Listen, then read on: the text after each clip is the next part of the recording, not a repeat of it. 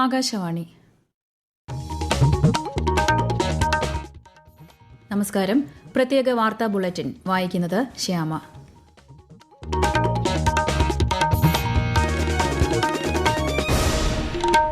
പ്രധാന വാർത്തകൾ. നിയമസഭാ തെരഞ്ഞെടുപ്പിന് മുന്നോടിയായി കേന്ദ്ര തെരഞ്ഞെടുപ്പ് കമ്മീഷൻ നിയോഗിച്ച പൊതുനിരീക്ഷകർ നാളെ സംസ്ഥാനത്തെത്തും. 2026 ധനവിനിയോഗ ബിൽ പാർലമെന്റ് ഇന്ന് പാസാക്കി. റെയിൽവേ മന്ത്രാലയത്തിന്റെ നിയന്ത്രണത്തിലുള്ള ധനാഭ്യർത്ഥനകൾ ലോക്സഭ ചർച്ച ചെയ്തു. പശ്ചിമേഷ്യൻ സംഘർഷ സാഹചര്യത്തിൽ ഗൾഫ് മേഖലയിൽ തുടരുന്ന ഇന്ത്യൻ കപ്പലുകളും നാവികരും സുരക്ഷിതരെന്ന് കേന്ദ്ര സർക്കാർ. ഫ്രാൻസിൽ നടക്കുന്ന ഓർലിയൻസ് മാസ്റ്റേഴ്സ് സൂപ്പർ ബാഡ്മിന്റൺ ടൂർണമെന്റിൽ ഇന്ത്യയുടെ കിഡംബി ശ്രീകാന്തും ആയുഷ് ഷെട്ടിയും തൻവി ശർമ്മയും നാളെ ഇറങ്ങും. വാർത്തകൾ വിശദമായി. കേരളം, പുതുച്ചേരി, അസം, തമിഴ്നാട്, പശ്ചിമബംഗാൾ നിയമസഭാ തെരഞ്ഞെടുപ്പിനും 6 സംസ്ഥാനങ്ങളിലെ ഉപതെരഞ്ഞെടുപ്പുകൾക്കുമായി 1111 നിരീക്ഷകരെ വിന്യസിച്ച് കേന്ദ്ര തെരഞ്ഞെടുപ്പ് കമ്മീഷൻ. 557 പൊതുനിരീക്ഷകരെയും 366 ചെലവ് നിരീക്ഷകരെയുമാണ് നിയോഗിച്ചിട്ടുള്ളത്. കേരളത്തിൽ 40 പൊതുനിരീക്ഷകരെയും 17 പോലീസ് ഒബ്സർവർമാരെയും 40 ചെലവ് നിരീക്ഷകരെയുമാണ് വിന്യസിച്ചത്. ചെലവ് നിരീക്ഷകർ സംസ്ഥാനത്ത് ഇന്നെത്തി. പൊതുനിരീക്ഷകർ നാളെയാണ് എത്തുക. സംസ്ഥാനത്ത് നിയമസഭാ തെരഞ്ഞെടുപ്പിനുള്ള സ്ഥാനാർത്ഥി പ്രഖ്യാപനം തുടർന്ന് രാഷ്ട്രീയ പാർട്ടികൾ.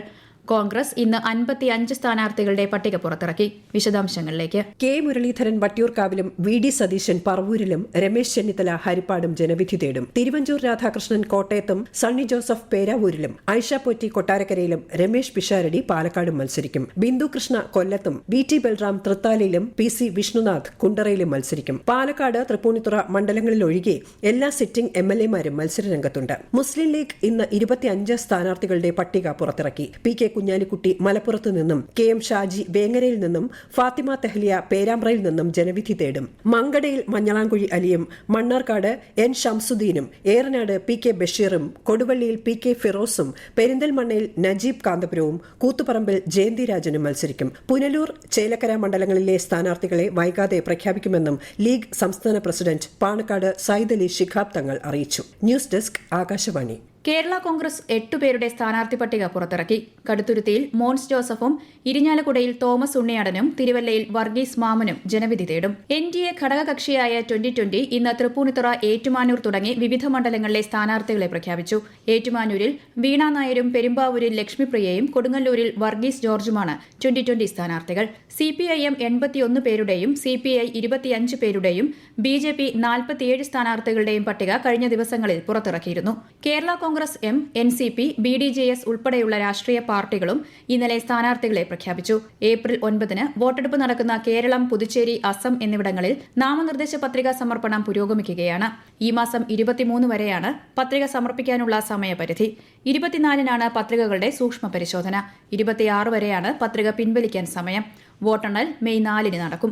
വരാനിരിക്കുന്ന നിയമസഭാ തെരഞ്ഞെടുപ്പിന് മുന്നോടിയായി ഉദ്യോഗസ്ഥർക്ക് നൽകി വരുന്ന പരിശീലനം സംബന്ധിച്ച് വ്യാപകമായി പ്രചരിക്കുന്ന വ്യാജ ശബ്ദ സന്ദേശത്തെക്കുറിച്ച് സൈബർ പോലീസിന് പരാതി നൽകിയതായി മുഖ്യ തെരഞ്ഞെടുപ്പ് ഓഫീസർ രത്തൻ യു കേൽക്കർ. ഇത്തവണത്തെ തെരഞ്ഞെടുപ്പിന്റെ ഭാഗമായി ഉദ്യോഗസ്ഥർക്ക് നേരിട്ടുള്ള പരിശീലന പരിപാടികൾ ഇല്ലെന്നും ഇത് സർക്കാരിന്റെ ചെലവ് ചുരുക്കലിന്റെ ഭാഗമാണെന്നുമാണ് ശബ്ദ സന്ദേശത്തിൽ പറയുന്നത്. നിലവിൽ തെരഞ്ഞെടുപ്പ് ചുമതലയുള്ള ഉദ്യോഗസ്ഥർക്ക് പരിശീലന പ്രവർത്തനങ്ങൾ നടന്നുകൊണ്ടിരിക്കുകയാണെന്നും മുഖ്യ തെരഞ്ഞെടുപ്പ് ഓഫീസർ വ്യക്തമാക്കി. നിയമസഭാ തെരഞ്ഞെടുപ്പ് ജോലിക്ക് നിയോഗിക്കുന്ന ഉദ്യോഗസ്ഥരുടെ നിയമന പ്രക്രിയ സുഗമമാക്കുന്നതിനായി തെരഞ്ഞെടുപ്പ് കമ്മീഷൻ ഓർഡർ സോഫ്റ്റ്വെയർ സജ്ജീകരിച്ചു. നാഷണൽ ഇൻഫോർമാറ്റിക്സ് സെന്ററാണ് വെബ് അധിഷ്ഠിത സോഫ്റ്റ്വെയറായ ഓർഡർ വികസിപ്പിച്ചത്. കേന്ദ്ര സർക്കാർ കാര്യാലയങ്ങൾ, സംസ്ഥാന സർക്കാർ ഓഫീസുകൾ, വിദ്യാഭ്യാസ സ്ഥാപനങ്ങൾ, ദേശസാൽകൃത ബാങ്കുകൾ തുടങ്ങിയവയിൽ നിന്നാണ് പോളിംഗ് ഉദ്യോഗസ്ഥരെ നിയമിക്കുന്നത്.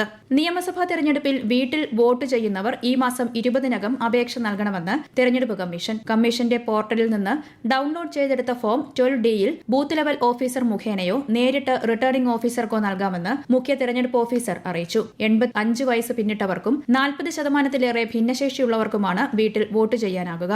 ഈ വാർത്തകൾ ആകാശവാണിയിൽ നിന്ന്. ആകാശവാണി വാർത്തകളും വാർത്താധിഷ്ഠിത പരിപാടികളും All India Radio News Thiruvananthapuram YouTube ചാനലിലും All India Radio News Thiruvananthapuram Facebook പേജിലും AR News_ തിരുവനന്തപുരം ഇൻസ്റ്റഗ്രാം അക്കൌണ്ടിലും AR News_TVM X ഹാൻഡിലും ലഭ്യമാണ്.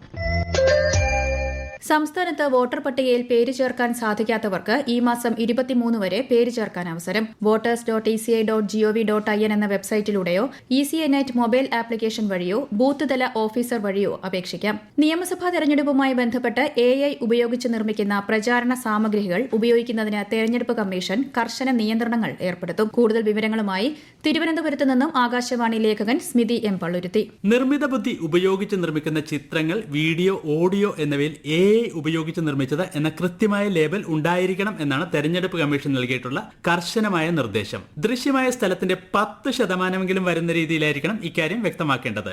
ആരുടെയെങ്കിലും വ്യക്തിത്വമോ ശബ്ദമോ രൂപമോ അവരുടെ അനുവാദമില്ലാതെ ഉപയോഗിക്കരുതെന്നും വോട്ടർമാരെ തെറ്റിദ്ധരിപ്പിക്കുന്ന രീതിയിൽ അവ ഉപയോഗിക്കരുതെന്നും നിർദ്ദേശിച്ചിട്ടുണ്ട്. കൃത്രിമമായി നിർമ്മിച്ച ഉള്ളടക്കങ്ങൾ തയ്യാറാക്കുന്നതിന് ഉത്തരവാദിത്തപ്പെട്ടവരുടെ പേരും പ്രാധാന്യത്തോടെ വെളിപ്പെടുത്തണം എന്നും നിർദ്ദേശമുണ്ട്. നിയമവിരുദ്ധമായ AI ഉപയോഗിച്ച് മാറ്റം വരുത്തിയ കൃത്രിമ ഉള്ളടക്കങ്ങൾ റിപ്പോർട്ട് ചെയ്താൽ അത് 3 മണിക്കൂറിനുള്ളിൽ ഔദ്യോഗിക ഹാൻഡിലുകളിൽ നിന്ന് നീക്കം ചെയ്യാനും രാഷ്ട്രീയ പാർട്ടികൾക്ക് ബാധ്യതയുണ്ട്. 2026 ധനവിനിയോഗ ബിൽ പാർലമെന്റ് പാസാക്കി. ഇരുസഭകളും ഇന്നത്തേക്ക് പിരിഞ്ഞു. ഗ്രാമവികസന മന്ത്രാലയത്തിന്റെ പ്രവർത്തനം സംബന്ധിച്ച ചർച്ചകൾക്ക് കേന്ദ്രമന്ത്രി ശിവരാജ് സിംഗ് ചൌഹാൻ രാജ്യസഭയിൽ മറുപടി നൽകി. റെയിൽവേ മന്ത്രാലയത്തിന്റെ നിയന്ത്രണത്തിലുള്ള ധനാഭ്യർത്ഥനകളിൽ ലോക്സഭയിൽ ഇന്ന് ചർച്ച നടന്നു. ഹൈബി ഈഡനും ഡീൻ കുര്യാക്കോസും ഉൾപ്പെടെയുള്ള 8 പ്രതിപക്ഷ എംപിമാരുടെ സസ്പെൻഷൻ ലോക്സഭ പിൻവലിച്ചു. പാർലമെന്ററി കാര്യമന്ത്രി കിരൺ റിജിജു സഭയിൽ അവതരിപ്പിച്ച പ്രമേയം ശബ്ദ വോട്ടോടെ സഭ അംഗീകരിക്കുകയായിരുന്നു. കഴിഞ്ഞ മാസം 3-നാണ് എംപിമാരെ സസ്പെൻഡ് ചെയ്തത്. പശ്ചിമേഷ്യൻ സംഘർഷ സാഹചര്യത്തിൽ ഗൾഫ് മേഖലയിൽ തുടരുന്ന ഇന്ത്യൻ കപ്പലുകളും നാവികരും സുരക്ഷിതരാണെന്ന് തുറമുഖ ഷിപ്പിംഗ് മന്ത്രാലയ സ്പെഷ്യൽ സെക്രട്ടറി രാജേഷ് കുമാർ സിൻഹ. കഴിഞ്ഞ 24 മണിക്കൂറിനുള്ളിൽ 161 നാവികരെ ഇന്ത്യയിലേക്ക് തിരികെ എത്തിച്ചതായും ന്യൂഡൽഹി നടന്ന അന്തർ മന്ത്രാലയ വാർത്താ സമ്മേളനത്തിൽ അദ്ദേഹം അറിയിച്ചു. രാജ്യത്ത് പെട്രോളും ഡീസലും മതിയായ അളവിൽ ലഭ്യമാണെന്ന് പെട്രോളിയം പ്രകൃതിവാതക മന്ത്രാലയ ജോയിന്റ് സെക്രട്ടറി സുജാത ശർമ്മ വ്യക്തമാക്കി. ഓർലിയൻസ് മാസ്റ്റർ സൂപ്പർ ബാഡ്മിന്റൺ ടൂർണമെന്റിന് ഇന്ന് ഫ്രാൻസിൽ തുടക്കമായി. പുരുഷ വനിതാ സിംഗിൾസിനുള്ള യോഗ്യതാ മത്സരങ്ങൾക്കാണ് തുടക്കമായത്. ഇന്ത്യൻ താരങ്ങളായ കിഡംബി ശ്രീകാന്തും ആയുഷ് ഷെട്ടിയും തൻവി ശർമ്മയും നാളെ ഇറങ്ങും.